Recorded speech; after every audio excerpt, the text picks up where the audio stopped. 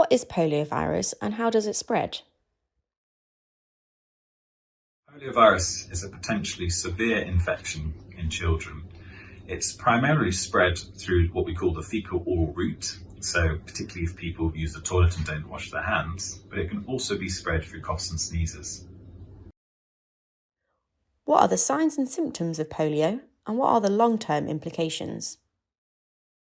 Now, the most important symptoms to look out for are fever, tiredness, vomiting, stiffness of the neck, and pain in the limbs. A proportion of infection with poliovirus will lead to the one symptom that you would no doubt have heard of, and that's irreversible paralysis.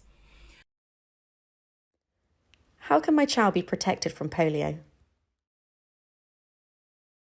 Thankfully, we have vaccines that work incredibly well to reduce the risk of infection, but also reduce the risk of complications if the virus is around.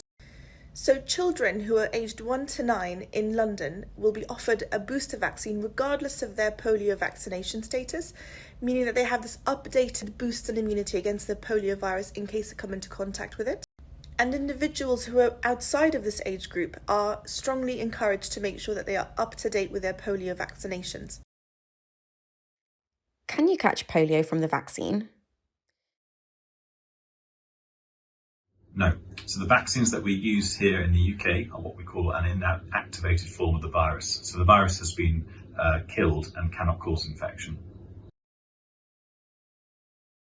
Why is it important to have the polio vaccine now?